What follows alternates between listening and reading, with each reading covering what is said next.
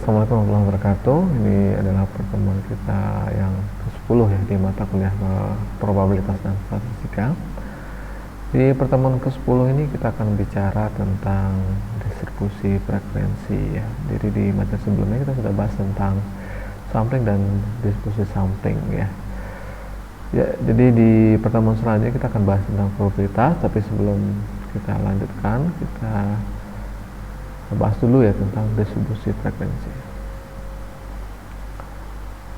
Ya, Anda masih ingat ya konsep kita tentang data ya, di mana data itu adalah merupakan informasi ya. Jadi kalau bicara informasi, jadi apa saja ya yang kita dapati dari suatu objek itu bisa menjadi informasi.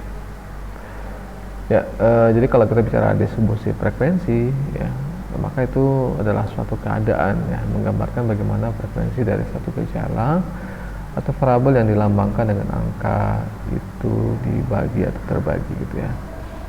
Jadi ini adalah merupakan tabel ringkasan data yang menunjukkan frekuensi atau banyaknya item atau objek ya pada suatu kelas yang ada.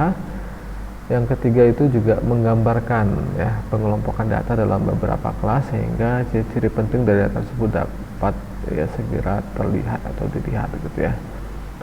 Jadi kalau bicara frekuensi itu berarti banyak ya bagaimana suatu objek itu muncul ya, karakteristiknya atau kemunculan datanya gitu ya. Nah ini tentu tujuannya untuk mendapatkan informasi yang lebih dalam tentang data yang ada yang tidak dapat secara cepat diperoleh dengan melihat data aslinya gitu ya. Ya, jadi begitu ya tentang konsep dasar yang harus kita pahami tentang materi kita di distribusi frekuensi. Ya, jadi intinya itu ya. Jadi distribusi frekuensi itu berarti pengelompokan data dalam beberapa kategori yang itu menunjukkan banyaknya data dalam setiap kategori dan setiap data tidak dapat dimasukkan ke dalam dua atau lebih kategori. Artinya itu sangat spesifik ya. Jadi itu yang membedakan antara satu data dengan data yang lain ya, sehingga nanti menjadi informasi gitu ya. Nah tujuannya tentu untuk menjadi lebih informatif dan yang paling penting adalah mudah dipahami gitu ya. Jadi untuk memenuhi konsep itu langkah-langkahnya ya apa yang harus Anda lakukan. Yang pertama adalah mengurutkan data, yang kedua adalah membuat kategori atau kelas datanya gitu ya, atau ada kelas verifikasi gitu ya. Kemudian adalah melakukan penerusan atau tabulasi gitu ya. Jadi nilai-nilai yang Anda dapatkan dari kategori tadi setelah Anda urutkan ya, itu Anda masukkan ke dalam tabel intervalnya, interval kelasnya gitu. Jadi ini langkah pertamanya. Jadi setelah Anda urutkan ya tentu bisa Anda pilih ya dari datanya apakah dari yang terkecil ke yang besar atau sebaliknya. Nah ini tujuannya untuk memudahkan dalam melakukan penghitungan lebih lanjut ya pada langkah selanjutnya atau langkah ketiga gitu ya. Jadi kalau langkah pertamanya katakanlah Anda buat seperti ini, lalu Anda urutkan ya, katakanlah dari harga saham ini Anda urutkan dari kecil ke besar. Ini contoh saja ya. Jadi barangkali bisa Anda buatkan analogi atau studi kasus lain ya, sehingga nanti terlihat ya data tadi ya Anda urutkan dari yang besar ke yang kecil atau sebaliknya. Nah, ini langkah kedua. Ya, artinya di sini Anda membuat kategori atau kelas data. Nah, tidak ada aturan pasti di sini. Ya, artinya Anda bisa bebas ya menentukan berapa banyak kelasnya. Ya. Yang penting langkah yang harus Anda lakukan adalah Anda tentukan banyak kelas sesuai dengan kebutuhan Anda masing-masing gitu ya.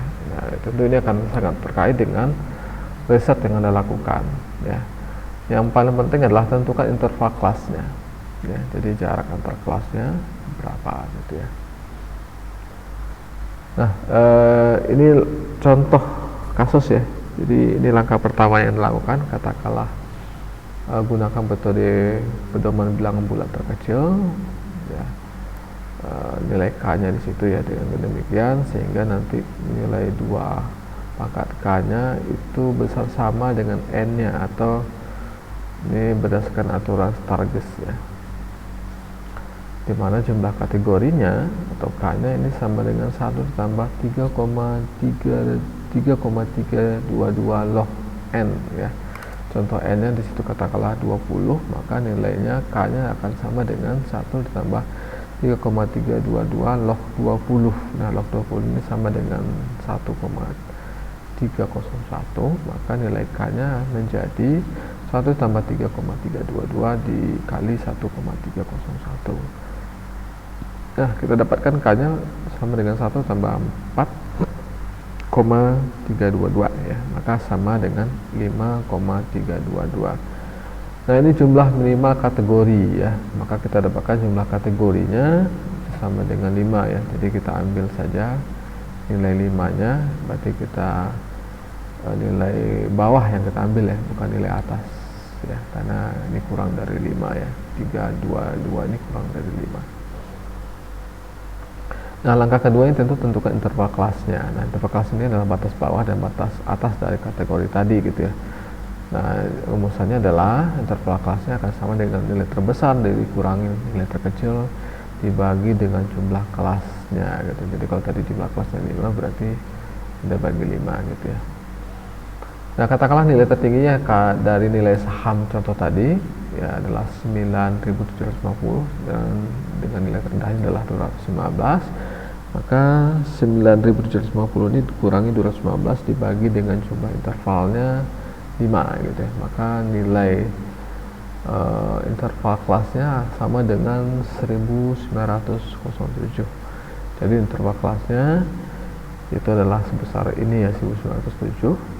Itu yang menjadi jarak nilai terendah dengan nilai tertinggi dalam suatu kelas atau kategori gitu ya. Jadi kalau di sini katakan intervalnya 215 sampai kita hitung ya jumlahnya tambah 1907, maka dapat nilai tertingginya di 2122. Nah, nilai ini yang kita pakai sebagai batas atas interval kelasnya. Jadi di kelas pertama itu berada di interval 219 sampai 2122 gitu ya. Nah, tentu plus 1 ini akan menjadi batas interval terendah dari kelas 2 ya. Nah, kita tambahkan juga dengan jumlah nilai 1907 sehingga kita dapatkan 4030. Nah, ini pada kelas kedua. Begitu seterusnya sampai nilai tertingginya di 9754 gitu ya. Ya, itu untuk interval kelas. Nah, ini langkah yang ketiga. Langkah ketiga ini kita lakukan penturusan ya atau tabulasi data. Nah, di sini yang Anda lakukan adalah menghitung terjadinya kejadian data ya, artinya di situ nilai frekuensinya ya. Jadi pada interval kelas 1, interval kelas ini berapa kali terjadi? Katakanlah kita dapatkan ada sebanyak 14 kali, artinya kita teli satu-satu, kita tulis satu-satu. Pada interval kelas ini kita dapatkan katakanlah di interkelas pertama itu ada 14 gitu ya. Lalu kita teli juga di kelas kedua ini gitu ya, kita teli satu-satu ya, kita dapatkan katakanlah nilai 3 dan seterusnya sampai semua data yang kita dapatkan terpenuhi di setiap kelasnya gitu ya. Ya, kita masuk ke macam distribusi frekuensi ya. Nah, untuk yang pertama distribusi frekuensi untuk data tunggal, maka untuk tabel statistik yang di dalamnya disajikan ya itu dalam bentuk pencarian frekuensi, artinya itu datanya terpencar ya dari data angka. Itu artinya angka yang tidak dapat yang tidak dikelompok-kelompokkan atau ungrouped data. Contohnya di situ distribusi frekuensi nilai hasil ujian, katakanlah di mata kuliah statistik probabilitas dari 30 mahasiswa, katakanlah di nilai 9 itu ada dapat frekuensinya 10, 8 itu ada 12, sementara 7 yang benar 7 itu dapat frekuensinya 8. Nah, kita totalkan dapat n-nya, di situ nilainya adalah 30 gitu ya. Ya, yang kedua distribusi frekuensi data kelompok ya. Jadi kalau data kelompok di sini ada nilai ya interval yang kita tentukan. Nah, ini sangat bervariasi atau tentatif ya. Kemungkinannya yang jelas kita tentukan nilainya. Katakanlah di sini pada nilai 49 ya sampai 55 ya, katakanlah kasusnya di sini adalah distribusi frekuensi usia dosen di Universitas Indonesia misalnya ya, dengan frekuensi katakanlah 22 ya, kita dapatkan pada nilai ini 19 seterusnya, sehingga kita dapatkan total n nya sama dengan 60. Nah, ini jenis distribusi frekuensi data kelompok, di mana tabel yang di dalamnya disajikan distribusi frekuensi dari data angka yang kita kelompok-kelompokkan. Ya, selanjutnya bentuk dari umum tabel distribusi frekuensi ini atau biasa diringkas dengan TDF. Ya, ini untuk kelas frekuensinya. Kita tentukan katakanlah ini kelas 1, ini untuk frekuensi satunya, begitu seterusnya sampai kelas K-nya dengan frekuensi K-nya juga gitu. Nah, kita hitung jumlah total atau aljabarnya sehingga kita dapatkan nanti frekuensi N-nya berapa gitu ya. Jadi N itulah banyak data, sementara frekuensi I ke B-nya adalah frekuensi pada kelas K, I-nya ya, dimana ini I-nya sama dengan nilai I nya 1, 2, 3 dan seterusnya sampai K, sehingga kita bisa hitung nilai N-nya ini akan sama dengan jumlah aljabar K-nya terhadap nilai I sama dengan 1 ya, sehingga terpenuhi frekuensi I-nya berapa.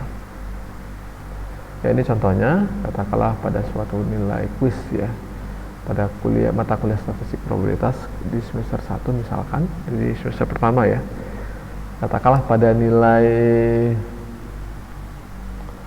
ini kita dapatkan ada 6 sebanyak 4 kali, ada 10 2 kali, 7 beberapa kali ya, kemudian 8 berapa kali, nanti kita hitung ya masing-masingnya. Katakanlah ini datanya ya, ini contoh keduanya ya, dengan jumlah ukuran data yang lebih banyak ya, katakanlah berikut data ukuran file ya, 50 file dalam hitungan kilobyte ya. Jadi dari data terendah kita cari nanti ya, dari data terendahnya berapa sampai data tertinggi terhitung, katakanlah di sini ada sebanyak 50 file gitu ya. Ya, jadi di situ bisa kita lihat ya bagaimana kita bisa membentuk ya TDF ya, tabel distribusi frekuensinya. Jadi pada prinsipnya untuk pembentukan TDF ini tentukan banyak kelasnya berapa, yang penting jangan terlalu banyak ya, dan begitu juga jangan terlalu sedikit gitu ya. Yang kedua, tentukan interval atau selang kelasnya. Maka semua data harus bisa kita masukkan ke dalam kelas-kelas TDF ini gitu ya. Jadi tidak ada data yang tertinggal dan satu data hanya dapat dimasukkan ke dalam satu kelas, artinya tidak terjadi overlapping ya. Jadi jangan sampai nanti ya satu data masuk ke dua kelas gitu. Nah, itu artinya ada salah hitung gitu atau salah dalam melihat nilai gitu ya. Nah, selanjutnya tentu Anda sorting ya. Jadi Anda urutkan. Nah, lazimnya tentu dimulai dari data terkecil ke data yang terbesar, tapi boleh saja Anda balik gitu ya. Ya, tentu di sini tujuannya untuk agar range datanya diketahui ya. Yang kedua tentu untuk mempermudah penghitungan frekuensi setiap kelasnya ya. Apa itu range? Nah, tadi sudah saya jelaskan. Jadi range itu adalah selisih nilai terbesar dengan nilai terkecil gitu ya. Ya, contohnya dari data tadi ya, dari 50 data, contoh pertama tadi, katakanlah range datanya itu berkisar di antara 63 dengan data tertingginya ya, dan 16 sebagai data terkecilnya, berarti 63 dikurang 16 kita dapatkan 47 ya. Nah, di situ kita tentukan banyak kelas dan interval kelasnya. Cara praktisnya tentu kita buat saja ya banyak kelasnya, di situ 5 sampai 15 ya. Untuk interval atau selang kelas dan batas kelasnya dipilih bilang-bilang yang mudah kita pahami, misalnya kelipatan 5 atau 10 gitu ya, seperti tabel pertama tadi gitu ya. Mungkin kalau Anda lupa saya tengokkan lagi ya, ini contohnya. Jadi kita buatkan kelas-kelasnya gitu ya.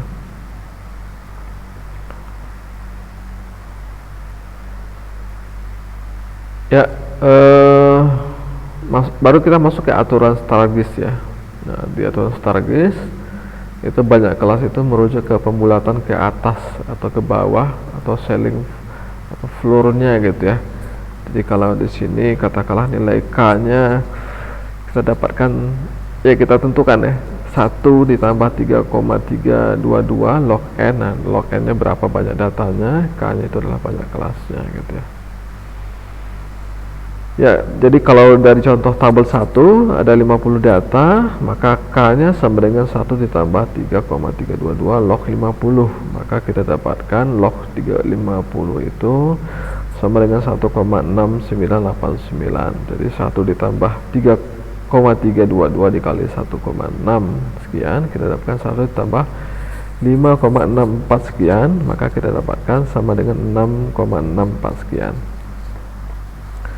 Maka kita nilai K nya kita bulatkan saja ya. Jadi nilai K ini ya, kalau Anda mau ambil selingnya ke bawah ya, seling floor gitu ya, fungsi floor di situ, K nya berarti nilai 6, tapi kalau Anda ambil nilai selingnya berarti nilai atap, nilai atas gitu ya, itu 7. Jadi kalau Anda bulatkan ke bawah dapat 6, kalau Anda bulatkan ke atas dapat 7. Jadi boleh Anda pakai nilai TDF 2 atau nilai TDF 3. Ya, untuk nilai interval kelasnya tentu dari nilai I nya ya sama dengan R per K. Nah, R nya tadi 6 kurang 16 dapat 47 ya. Nah, sementara nilai K nya dapat 6, berarti 47 per 6 ya. Kita dapatkan 7,8 ya. Nah, kalau berdasarkan nilai sellingnya tentu 8 yang kita pakai, kalau nilai floornya berarti 7 gitu ya. Jadi kalau K6 kelasnya maka dapat 8, kalau K nya 7 malah dapatnya 6 ya, 6,7, berarti kita ambil sellingnya dapat 7 gitu ya. Maka untuk interval kelasnya sama dengan beda batas bawah kelas KI dengan batas bawah kelas KI ditambah 1 ya. Jadi itu untuk interval kelas batas bawah ya. Untuk kelas batas atas tentu batas atasnya yang kita tambahkan nilai KI nya ditambah 1 ya. Jadi nilai batas bawah kelas KI nya ini akan sama dengan nilai data terkecil atau nilai minimal gitu ya. Jadi bisa kita tentukan nilai TB batas kelasnya, TB batas kelas bawahnya, KI nya akan sama dengan batas bawah kelas KI ditambah batas atas kelas KI ya, I dikurang 7 ya. Maka untuk tepi batas kelas KI nya sama dengan batas kelas KI ditambah batas kelas KI ditambah 1. Jadi kalau untuk batas bawah kurang I kurang 1, sementara untuk batas atas kelas KI nya ini I ditambah 1 ya, sama-sama dibagi 2 ya. Ya, ini untuk tabel distribusi frekuensi pertama. Jadi setelah datanya kita tally, ya ini batas kelasnya ya. Ya, untuk TDF 1 ini batas kelas ini berarti yang 8 tadi ya. Jadi di sini Anda hitung dari 15 ya, 15 satunya, 16 duanya, seterusnya sampai 8 itu 24 ya. Jadi pada kelas pertama ini kita tally, kita dapatkan dari jumlah data yang 50 tadi katakanlah frekuensinya 10 gitu ya. Pada kelas kedua setelah diteli dapat 18 seterusnya sehingga di total 50. Nah, ini pada TDF 1 ya. Pada TDF 2 gitu ya, ini berarti sebagai batas kelas interval itu Anda gunakan 7 ya. Maka di situ 16 ya, sampai 16 itu ada satunya, seterusnya sampai nilainya sama dengan 23. Nah, dengan jumlah data yang sama ini tentu ya sama-sama 50 ya. Nah, ternyata pada frekuensi TDF 1 kita dapatkan sama ya. Jadi setelah diteli ya, kalau Anda perhatikan ya ini kebetulan sama ya. Tapi pada kelas kedua justru ada perbedaan. Nah, ini karena perbedaan kelas gitu ya. Jadi jarak kelas pertama dengan kelas kedua itu berbeda intervalnya. Ya, jadi kalau di sini 24, di sini dimulai 25, lalu di sini dimulai dari 24 ya, di sini dibatasi 34, di sini batasnya 31 ya. Nah, kemungkinan ketika kita tally itu berkurang gitu ya, karena ada nilai yang di posisi antara 31 dengan 34 gitu ya. Ya, jadi didapatkan hanya 7, 17. Nah, begitu seterusnya. Yang penting ketika kita jumlahkan nilainya tetap 50. Artinya kalau ada yang kurang atau berlebih berarti ada kesalahan penghitungan atau ketika proses pentelian gitu ya. Nah, itu yang perlu diperhatikan. Ya, pada tabel distribusi frekuensi selanjutnya sama pada dasarnya. Jadi ini hanya mengurangi range kelasnya saja. Jadi kalau Anda rubah gitu range kelasnya seperti ini, ya silakan juga gitu ya, sehingga nanti nilai frekuensinya bisa bervariatif di masing-masing kelas, tapi tetap saja jumlah frekuensinya itu sama gitu ya. Jadi pada dasarnya ketiga tabel ini berbeda dalam banyak kelas ya, baik batas atas dan juga batas bawah kelasnya, tapi jangan sampai jumlah pengamatan atau jumlah datanya ya haruslah tetap sama gitu ya. Ya, kita masuk ke distribusi frekuensi relatif ya. Sekali lagi untuk materi barangkali kita tidak bisa menuntaskan sampai tuntas barangkali ya. Jadi mungkin hal yang bersifat teori Anda baca saja ya, tapi harus Anda pahami ya. Jadi kalau tidak paham silakan datanya di Google Classroom ya. Jadi sesuai dengan istilah ya, distribusi frekuensi relatif. Jadi dalam konteks distribusi frekuensi itu juga ada istilah relativitas gitu ya. Jadi ini merupakan fraksi atau proporsi frekuensi setiap kelas terhadap jumlah totalnya gitu ya. Jadi ini biasanya merupakan dalam bentuk tabel ringkasan dari sekumpulan data yang itu menggambarkan frekuensi relatif dari masing-masing kelas. Jadi frekuensi di sini terdistribusi secara relatif gitu ya.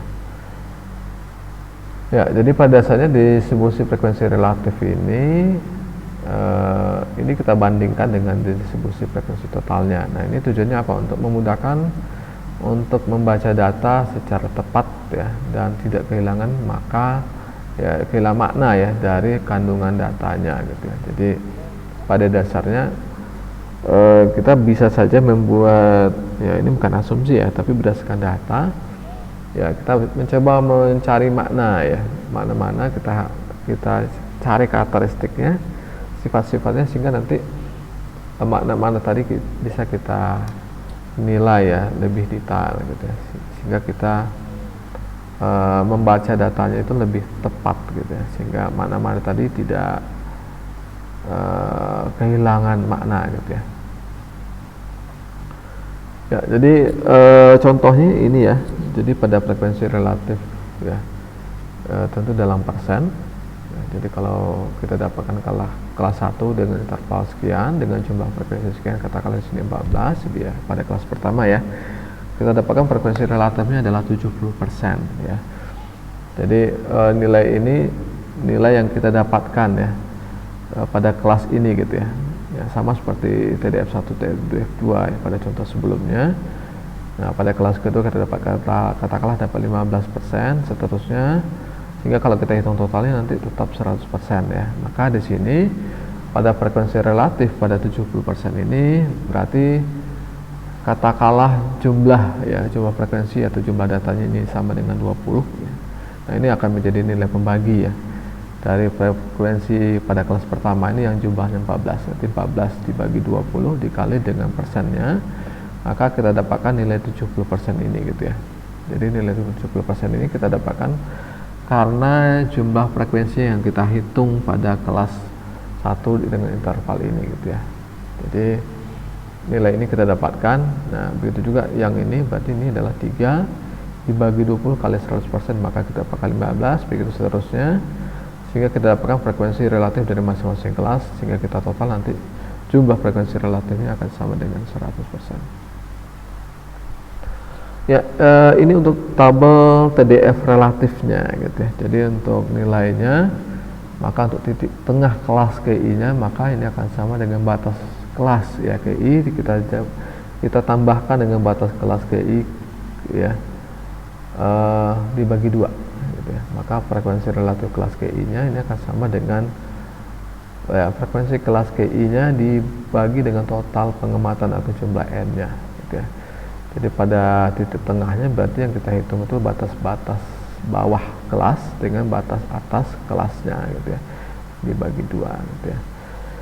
Jadi itu yang nanti kita hitung gitu ya. Ya, mungkin ini sebagai contoh saja ya, katakanlah sini didapatkan titik tengahnya adalah 19,5, pada kelas kedua kita dapatkan 27,5. Nah, ini pada frekuensi kita dapatkan 10, frekuensi di sini dapatkan 17 dan seterusnya, sehingga nanti kita totalkan jumlah frekuensinya, jumlah N nya berarti sama dengan 50 gitu ya.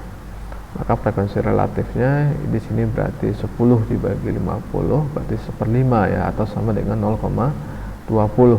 Nah 0,20 ini sama dengan 20%. Nah begitu seterusnya, 0,34 berarti 34%.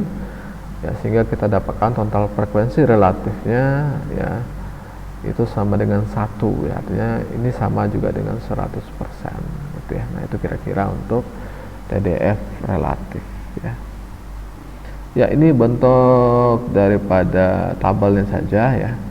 Jadi ini adalah TDF R relatifnya, ini untuk bentuk poligon ya dari frekuensi relatif ya. Jadi nilai puncak-puncak ini kita hubungkan masing-masing TDF R-nya ya, sehingga nanti terlihat bentuk grafik poligonnya seperti apa gitu ya. Ya ini hanya untuk representasi datanya saja. Ya ini untuk histogramnya ya, sebenarnya sama ya dengan ini, tapi kalau histogram tuh masing-masing ini kita tabutkan ya, jadi tidak ada batas antara interval kelas pertama dengan kelas kedua gitu ya. Jadi di sini yang kita gunakan adalah batas intervalnya ya, kalau di sini jumlah ininya gitu ya. Nah, jadi kita hitung, kita dapatkan nanti titik tengah kelasnya.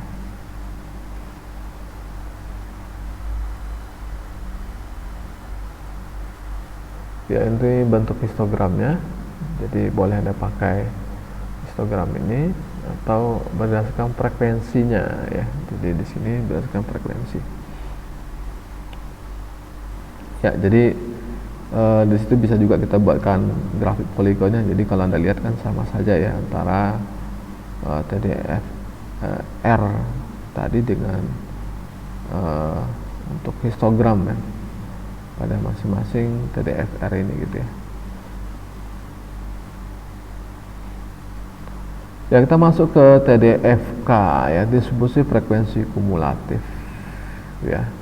Jadi TDFK ada yang TDFK kurang dari dan ada TDFK lebih dari. Jadi kalau kurang dari dengan tanda kurang ya, sementara TDFK lebih dari dengan tanda lebih gitu ya, atau tanda B besar gitu ya. Pembentukan TDFK yaitu juga harus memperhatikan atau mengacu ke prinsip pembentukan TDF itu semua gitu ya.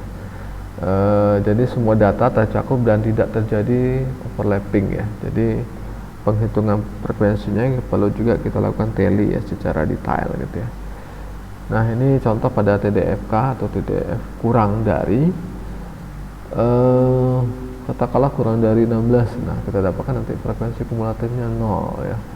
Jadi pada dasarnya pada konsep seperti ini ya sebenarnya bisa Anda pahami ya. Jadi kalau banyak kelasnya ya nanti sampai nilai totalnya sampai dengan jumlah n-nya ya, itu n-nya katakanlah 50. Berarti kalau kurang darinya n ya katakanlah frekuensinya 0, nanti pada konsep kurang darinya berarti ini ya 10 itu dari 10 ya, itu dari 0 ditambah 10 gitu ya. Nah kalau 27 ini berarti dari 10 ini ditambahkan 17, berarti pada dasarnya pada kurang dari ini sebenarnya ada 17 ya. Tapi karena dia kurang dari 27, maka 17 ini ditambah dengan jumlah kurang dari 24 ya. Dikurang 10 ditambah dengan 10 maksudnya. Sehingga totalnya menjadi 24. Nah, begitu seterusnya sehingga nilai totalnya kembali ke angka jumlah dari katakanlah frekuensi maksimal yang kita dapatkan, yaitu dari populasi atau sampelnya yang dimana jumlahnya sama dengan 50 atau frekuensi maksimal yang akan kita dapatkan gitu ya. Ya, maka banyak kelas dalam TDFK kurang dari ini akan sama dengan banyak kelas ya TDF ditambah 1 gitu ya. Yang jelas untuk kelas TDFK kurang dari itu dibentuk dengan menggunakan batas bawah kelasnya ya. Maka kelas terakhir dalam TDFK kurang dari dibentuk dengan batas bawah kelas K-nya ditambah 1 pada kelas TDF-nya gitu ya. Ya, jadi begitu kira-kira. Ya. Ya, ini bentuk dari frekuensi kumulatif ya, bentuk diagram OGIF-nya gitu ya. Jadi kalau OGIF kurang dari itu akan Anda lihat seperti gambar ini ya. Ya, jadi gambar frekuensi OGIF itu dari bawah ke atas ya.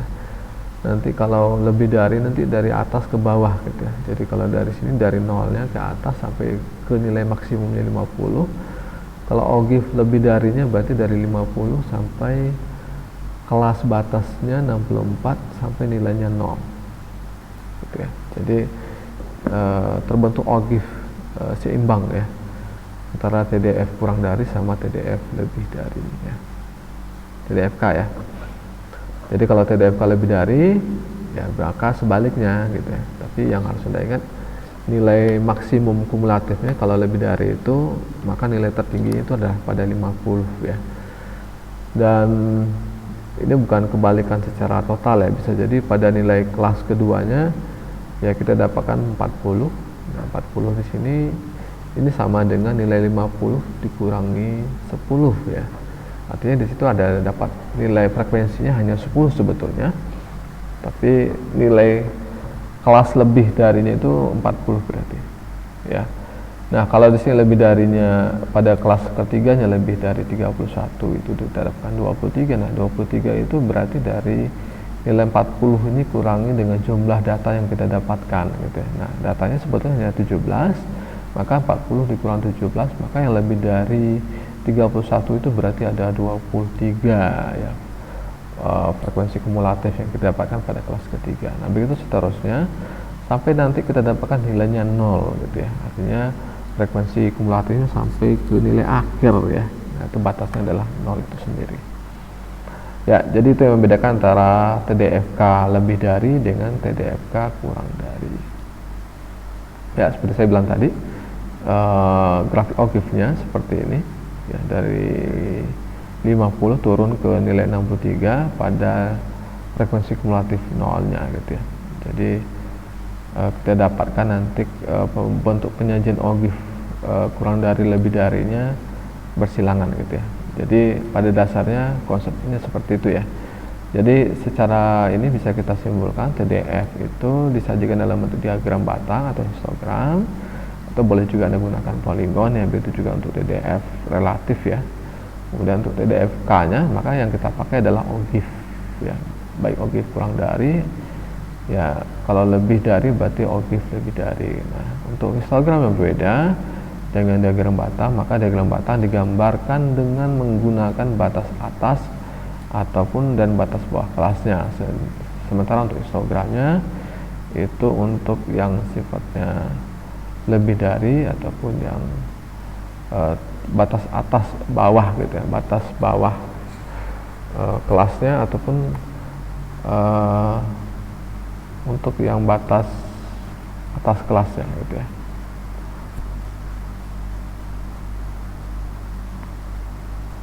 Ya, ini contoh pada distribusi frekuensi ya. Nah, data kuantitatifnya seperti ini ya. Ya, ini Anda pelajari sendiri. Ini contohnya ya. Katakanlah pada sebuah manajer bengkel Hudson Elektro, ya, dia ingin melihat gambaran yang lebih jelas tentang distribusi biaya perbaikan. Katakanlah pada mesin AC gitu ya.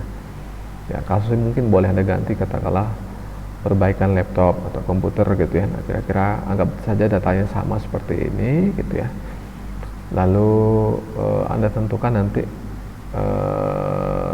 bagaimana menghitung distribusi frekuensinya ya berdasarkan kasus tadi ya. Ini cara-cara langkah-langkahnya, Anda ikuti saja. Ya, jadi pada Hudson, bengkel Hudson tadi, kalau Anda ganti ke katakanlah bengkel laptop ya, katakanlah laptop dengan merek tertentu, nah kita dapatkan pada biayanya yang biayanya sekian ya, dengan frekuensinya kita dapatkan sekian, maka dapat frekuensi relatifnya sekian, maka frekuensi kumulatifnya dapat sekian, dan seterusnya ya. Silakan Anda pelajari sendiri ya, ini contoh-contoh ya, jadi saya pikir Anda bisa belajar sendiri ya. Ya, nanti angka ini boleh Anda convert ke rupiah gitu ya. Ya, ini langkah-langkahnya ya. Jadi bagaimana pembuatan tabel distribusi frekuensi ya. Jadi Anda pelajari sendiri ya. Jadi Anda lakukan proses tally gitu ya. Ya, barangkali ini bisa jadi tugas Anda ke depan ya. Jadi kalau Anda ingin lebih detail, Anda kerjakan dalam bentuk tugas pribadi. Ya, silakan nanti Anda upload ya tugas ini di uh, pertemuan selanjutnya ya, di pertemuan ke-11 ya, itu sebagai bukti kehadiran Anda untuk frekuensi untuk materi pertemuan yang ke-11 ya. Ya, ya materi ini sudah Anda dapatkan ya. Ini hanya mempertegas saja ya. Lalu Anda pakai ya. Contoh tadi ke dalam bentuk grafik ya. Nah, grafik apa yang cocok untuk itu Anda gunakan sesuai dengan jenis data yang Anda olah gitu ya. Jadi kalau bicara penyajian data dengan grafik, kira-kira kalau dengan tabel, kira-kira apa gitu ya. Kalau selain daripada itu, maka untuk memvisualkannya bagaimana gitu ya. Nah, grafik-grafik apa yang bisa umum atau lazim dipakai? Apakah diagram pie atau diagram lingkar? Apakah bar diagram atau histogram, polygon frekuensi ataupun OGIF gitu ya. Ya, saya tidak ingin mengulang materi ini, tinggal Anda ingat, Anda baca kembali tentang bagaimana merepresentasikan data ya dengan menggunakan grafik ya. Ini contoh-contohnya saja barangkali untuk mengingatkan Anda kembali kapan dipakai poligon ya, tabel, lalu Anda gunakan tabel tadi ya untuk menyelesaikan kasus Anda ya, untuk menyelesaikan distribusi frekuensi relatifnya baik untuk DFR ataupun DFK nya, frekuensi relatif ataupun kumulatif ya. Dan untuk data kuantitatif, nah itu yang paling banyak itu OGIF, dan seterusnya untuk yang variabelnya discrete dan juga untuk variabel kontinu ya, grafik data kuantitatifnya mana yang dipakai, apakah vertical line charts gitu ya, ataupun untuk yang bar charts ya. Ya, untuk ini hanya pembagian saja ya. Jadi kalau untuk interval dan rasio, yaitu berarti jenis datanya kuantitatif, maka tergantung apakah data discrete atau kontinu. Kalau datanya nominal atau ordinal ataupun kategori ya, maka itu jenis kualitatif. Maka untuk discrete kontinunya maka ini jenis discrete gitu ya. Maka untuk tipe grafiknya ada pakai untuk bar charts-nya atau pie charts-nya gitu ya. Ya, ini cuma ini saja ya, mengingatkan saja, jadi mungkin tidak perlu kita bahas lagi karena ini sudah disampaikan. Ya, ini soal yang mungkin perlu Anda selesaikan ya. Secara detail mungkin boleh Anda gabungkan dengan materi kita sebelumnya, ada materi evaluasi juga ya. Dan ini soal keduanya berarti. Ya, lebih detail mungkin nanti ada soal ketiga di materi pertemuan ke-11 ya. Sekian dari saya, terima kasih. Kalau ada pertanyaan bisa Anda sampaikan di grup ya. Ya, sekian. Assalamualaikum warahmatullahi wabarakatuh.